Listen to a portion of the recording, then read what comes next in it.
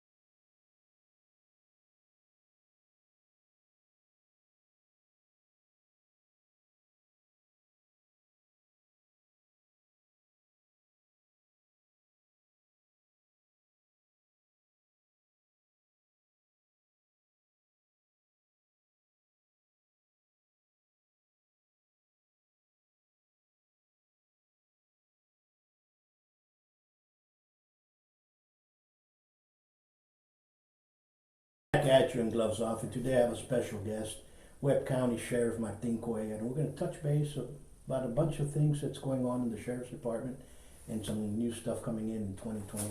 How we doing, Sheriff? You doing Great. good? How you doing? Good, good. Good. It's been a long time. You doing I good? know. Doing okay, just working hard, just like always. Yes, sir. Well, Merry Christmas. Have a great New Year also to start. Yes, sir. But, Same here. before we start everything, I want to commend you on the work that you've done with the PAL. Thank you. Because when somebody does something good, I think they need to know, and you've done great. Yes, sir. And the guys down there, over there with the kids, the Gamas, they're doing excellent. The Gamas have done great over there with the Yes. boxing, and it's a great program, and I'm Yes. glad that it's been continuing going forward. Of course, it's a great program. We do it because of the kids. Everything that we do is for the future, and the kids are our future, and that's what we want. We want to make sure that we continue with that program and have kids, go there instead of walking the streets and roaming the streets and getting hooked up with a bad crowd. We want them to go there. We want them to go there, and we want them to exert their energy on something that you never know. That they're going to become pros. And believe me, Paul, I've been there since 2009, and I've seen some pro kids come up. Oh, you have some good guys, Castañeda and Jorge, and Joshua también. Yeah, all those kids, they're man. doing great. Ferrero's son is doing awesome. También, too. yeah. And it's something to see because we have talent in Laredo. Right, we do. And we've had 4 world champions. Some people say 5 Yes. because of the battling Shaw was a world champion, and then we have the 2 brothers Right. Canizales. We have Ferrero, and then some people say Jimmy Wong.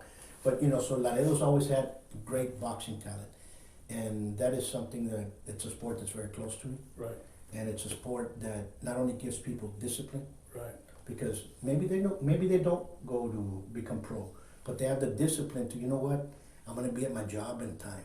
right. I'm going to continue doing hard. I'm going to try to work it out. Y les ayuda. And it shows the discipline. The instructors that are there, the Gomez brothers, they're not just there to show them how to box. They show them discipline. They show them there's certain things why you do it so it can help you in life. And that's what we want. We want them, sometimes kids that go there may not have a father figure, or a mother figure. And they go there and and the instructors, they know what they're dealing with, of course, after talking to them. And that's what we want. We want to do the best we can for these kids. And that's absolutely. I remember years ago, and you were on the campaign trail going into becoming sheriff. Mhm. It was some fun times. I want to find out, how did you feel leaving the DPS and you sat down in your office and said, now I'm Webb County Sheriff. What was the first thing that you said to yourself? I need to change this, do that. Well, the first thing I remember very clearly, that coming in as a DPS officer and going in there, you arrested criminals, take them to jail, put them in there, in different areas of our responsibility as a highway patrolman, as a narcotic agent, and then as a supervisor, supervising, the group that we had there. It's very different. One of the things, that I did, I remember, going into the restroom, I looked at myself in the mirror and I'm like, you're the Webb County Sheriff. Let's get to work. Let's find out what we need to do. And there's a lot of things, Paul, that I may not know, because working as a highway patrolman, writing tickets, arresting DWIs, and working as a narcotic agent, and arrested criminals, doing hand-to-hand deliveries, and then supervising.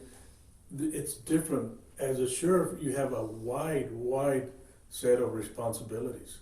We have the courts, we have commissioners' courts there too. We have the county to deal with. We have a patrol division. We have a narcotics division. We have a CID division that investigates, homicides and what have you. Burglaries and everything else. But you have to remember, as a trooper, as a narcotic agent, as a supervisor, we only had a set responsibilities, right? So as a Department of Public Safety, we have those areas that we manage and work on. And looking at everything, we always want to be surrounded by the best people that we have. By our chiefs, by our commanders, people that are specialized in those areas. Of course, one of the major tasks that I took was the jail. Actually, the jail was a big task because I didn't know how to run a jail. but I was surrounded, like for example, with Judge Pepe Salinas, who was my commander, at the jail. He did a tremendous job. He knew the area. He knew, the ins and outs, of everything that went on at the jail. So in order for us to be, as a sheriff, to be successful, you have to be surrounded by the right persons to be able to delegate, to be able to run those divisions. And the jail was one of the major ones. And during that time frame, what else did you say? This is what I need to improve. This is what I need to grasp. What did you start thinking to yourself? Do you know I want to change this? There's a lot of areas, Paul, that we looked at, that come into mind.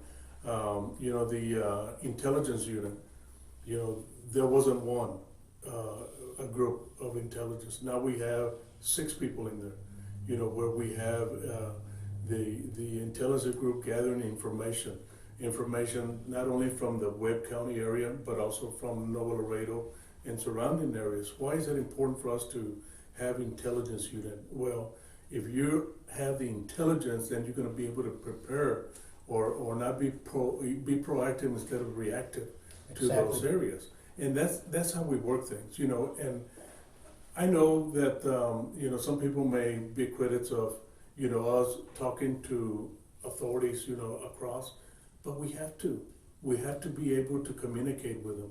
Border security, Paul, is a 2 sides. Sure. When you flip the coin and it falls, there's 2 sides. One is the United States side, and the other one is the Mexican side. Why? Because we border from them. Our county, our city is very unique from other areas. Like for example, Dallas, Houston. They don't have a border. We do. We do. So we have to be proactive in those areas. We have to communicate with our counterparts from Mexico to be able to fight this. Absolutely. You have to have that open communication and be amicable at the same time. Exactly. There's a lot of rhetoric that we live in that there's a lot of crime here in Laredo and so forth, for the media and the way they blow up everything else. How's your feeling on that? This morning I was at the doctor's office with my daughter, and this lady that was taking care of us was saying that she had gone to Tennessee. Mm-hmm. And while in Tennessee, they're like, oh, Laredo, Texas, oh my God, it's so dangerous. And people know that in Laredo, the community knows that in Laredo, it's safe. It's safer per capita, of course, in San Antonio, Houston, Dallas, or wherever it may be. We're safer. We're safer here. And this is not me just saying it. This is me getting from FBI statistics. Sure. So that's what we look at. I think the people have a misconstrued, Nuevo Laredo and Laredo, and the people don't know. When I first took over in 2009, in 2010, I was already going to different parts of the state and speaking, and there were sheriffs, even sheriffs from other counties that would say, hey, God bless you, man, you're in Laredo, Texas, so dangerous, you're doing this job. I said, wait a minute, Laredo is not dangerous, and I'm sorry you left your deer leash because you did a mistake. Laredo is safe, so think about it, do your research. And that's what happens. They're misconstrued it from Nuevo Laredo and Right. Laredo, Texas. I think they're getting confused. There's 2 cities. There's Nuevo Laredo, Mexico, and Exactly. Laredo, Texas. Laredo is a border town. Right. Just like every other border town, we have our issues. But it is safer than a lot of other cities. Yes. And it's way safer, and it's a family-oriented town. Right. It's a town that it's grown so much, but we still know everybody. Right. You understand what I'm Yes, saying? yes. You don't go far without not finding out who somebody is. Exactly. If you want, so, and that's the great feeling that we have here. Right. That's why a lot of people come back. Right. Because of that feeling that it has, even though it's grown in size, we Right. still have that small town mentality. Right. And I think we need to improve on that. I think we need to, as a community, enhance it, Mm-hmm. and also be more vigilant for Right. the crime that does come in, for us to be able to report it and so on and so forth. What, changing on that, what operations have you all used to stop the crime here? It's funny that you say that. Of course, we have Crime Stoppers that people know Sure. about Crime Stoppers, but we also establish a report your competition. And a lot of people say, what do you mean? Are you going to get information from the bad guys? bad guys reporting each other. Well, if you look at it this way, Paul, and I know you know better, but for the people out there, if someone's going to give information, a lot of times they're bad guys that are ratting on another bad guy. And that's the best information that you can get. Why? Because they know what's going on. They know the traffic.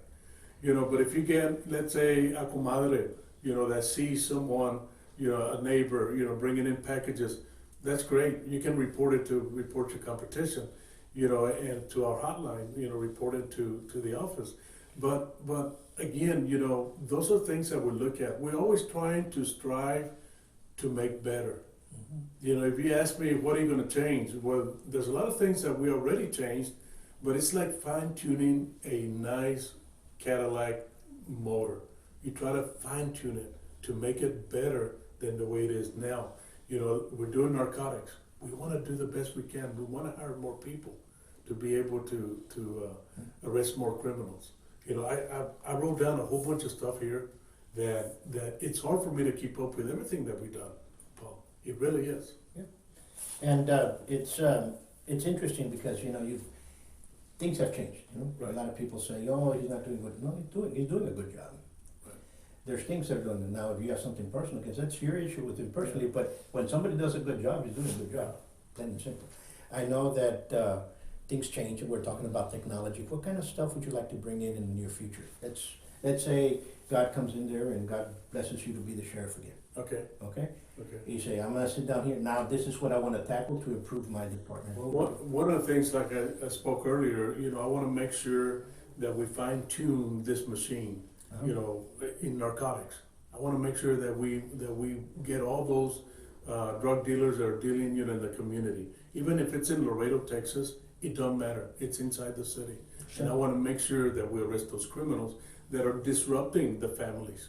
We want to make sure. Now, it's not just us. We work together with the Laredo Police Department. We work with the Department of Public Safety, DPS, with ICE, with other agencies that we're able to work together. Like I've always said, not one agency, Paul, can do everything.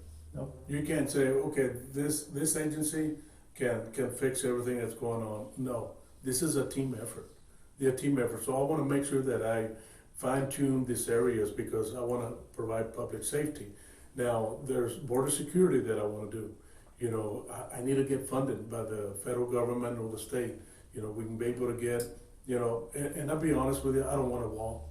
I think the river is our wall, and we're able to keep it, maintain it, but Border Patrol can't do it by themselves. Right.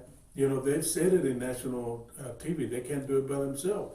Their cameras are down. I don't want to say what the percentage of the cameras are down, but they're not working all the time. So they need help. They need from different entities, from Laredo PD to us. They need us there, and I think one of the major things that I want to do is the technology wise is the facial recognition. To me, it's important that we get the best technology and be able to protect the community. Having facial recognition in certain areas, we'll be able to know, because when you stop somebody, you can't just stop them just because you want to stop. You have to look at certain things and then follow the law and then enforce your law. But facial recognition is something that we need to do. Why? Because we're gonna have the upper hand, in this areas. And to battle crime, and everything is done for that, and I think the programs and the technology is already out there. Yes. And I think that we're going to see that a little bit more used, and I think we need to do that for the protection of everybody. Right. But here's something that's always running around, and there's a lot of rhetoric right now talking, and that's the protection of our Second Amendment. Mm-hmm. I know you're an advocate for that. Yes. And I think with the tragedy and our condolences to those that lost in the tragedy yesterday in Fort Worth, Mm-hmm. and we thank our hero that stopped that. But how do you feel about that fight that's been going on with the Second Amendment? Everybody trying to remove it, and that's something that we need. I've studied, some of the shootings that happen. A lot of them, like in schools, they're going to be kids that are probably mentally ill, Sure. when they commit these crimes. In those churches, more than likely, Paul, and I'm not a doctor, more than likely they're mentally ill. Sure. So the gun is not the one killing the people. It's the people that are using the arms and killing people. Now, we have to protect ourselves. We cannot be everywhere, at a church. When I go to church, Paul, I carry my gun. Sure. And I expect that my deputies, every one of them, carry a gun. So be able to protect themselves first and protect the community. Because if you can't protect yourself, then you can't protect the community. Absolutely. So we need to be trained, we need to make sure that we have our guns, because that's what's going to protect the community, like what happened there, at the church. I mean, these bad guys are going to what we call a soft spot. Sure. It's a soft spot where they believe that nobody has a gun with them. They can't protect themselves. They're cowards. Absolutely. They're cowards. And you said that, I think there's a lot of arguments into it, and I think what our governor did, passing the law for citizens that can carry a Mhm. weapon, can carry it in church. Yes, And that protection was right there. right. That was a law that was passed, and I think they did an excellent job, a stellar job in doing so. But like you said, we cannot be anywhere. We can't be everywhere. So, but I think as in all with the Second Amendment also says we have to have a well-regulated militia. I've always said this, and I'm a proponent to the second. I've Mhm. always said, what is a well-regulated militia? That is a community being able to protect itself. Mhm. I think we should put like somebody like your office in charge of that. You know what? Who's the able men here that are willing to do this? We'll train them. We'll train them. You all train them, and guess what? If something happens, here's our militia. Paul, it's funny that you say that you bring all that. About a year ago, a bit less than a year ago, months back, about 8 months back, I went to a training, a sheriff's training, and I think it was Corpus, if I remember correctly. And I was looking at a simulator that they have. And they, you could go in there and use it and try it out and all that. I was looking at it. And while looking at it, I said, this is something that we could use. Sure. It has 800 different scenarios that you can possibly think of that it has happened in the past. So you look at those 800 different scenarios, that a police officer, that a jailer, a correction officer, or anybody, even for civilians, it's also set up for civilians. And it had over 800 scenarios. I looked at it, and one of my captains with me, I said, well, I'm gonna buy one. I have the authority to buy one because I feel that, I'm the ultimate, person that can say, I wanna buy this, why? For the protection of the citizen, for the protection of my guys. It costs $30,000, Paul, but you know what? It's the best thing that we bought in a long time. And while looking at the person that was running the simulator, I told him, I said, hey, I wanna buy one. Give me the paperwork, I wanna get it. And he kinda looked at me like, what's wrong with this guy, right? And after I left, and I shot a few times with it, I left, the captain said, who's that guy? He said, that's the sheriff. He wants one, and you get him the paperwork so he can buy one.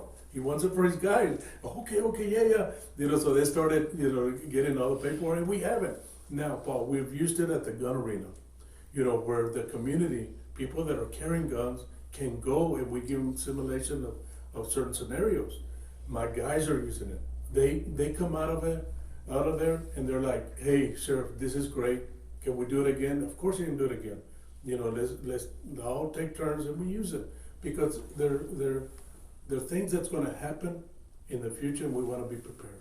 You're absolutely correct, and we all have to be prepared. And I think that's something that when people talk about the second, and you just kind of face that, I think it has to be in charge of the sheriffs. Yes. The sheriffs, you got to instead of having a bunch of people saying, I'm the militia, raising their hand. Right. It has to be, somebody has to levy it correctly. Right, and do it correctly, and trained, and make sure that, if someone needs to be shot and stopped, then we're gonna do it. Sure. We wanna make sure that this civilian or this police officer knows what they're doing and do it to the best of their, Their abilities. Absolutely, absolutely. Anything else you'd like to come out and say that, this is something that I wanna push? Well, we're looking at combating narcotics trafficking, not only at a bigger scale, but also in the community, in our neighborhoods where we have that. We have an excellent team. We've seized a lot of dope, and I'm not talking about like thousands of pounds we have, but in certain, seizures, but we're making a dent, where it deals with neighborhoods. That's what we want. We want to make sure that if there's they call us all the time, there's someone dealing drugs, it looks horrible, people coming in and out, we are going to stop them, we are going to, put them out of business.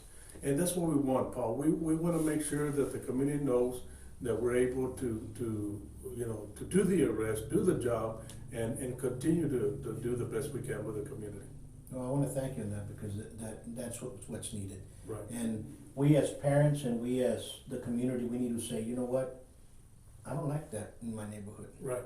I don't want that in my Right. neighborhood, period. Right. It has to stop. So Has to stop. we are the ones that have to be vigilant. Yeah.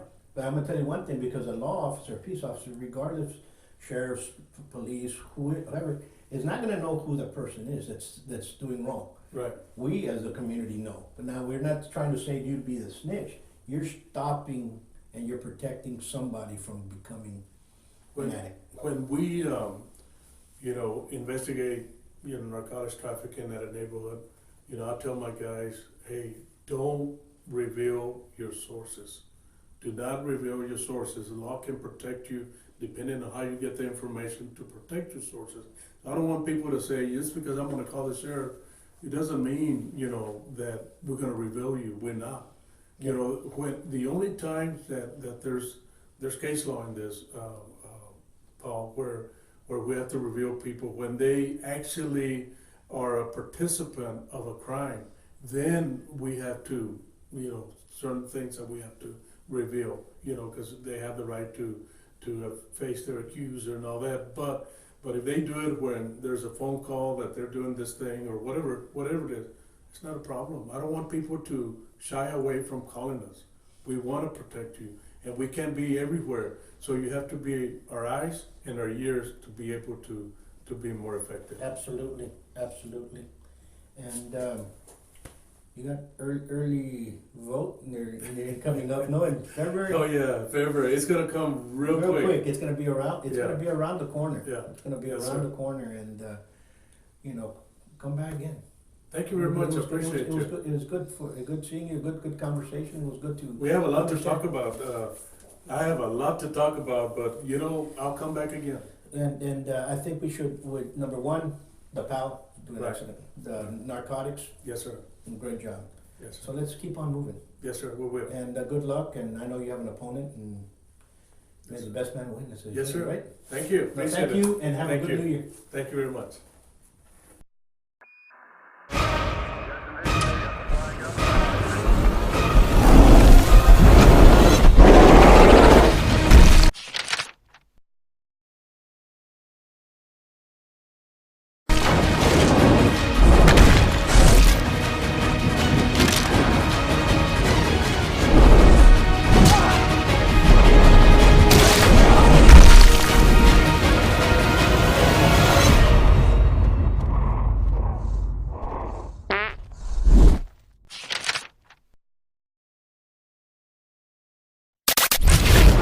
The following political paid advertisements do not reflect the political opinions of the program or its associates. Any political campaign or candidate who wishes to purchase advertising can do so. Advertising is open to all on behalf of Gloves Off.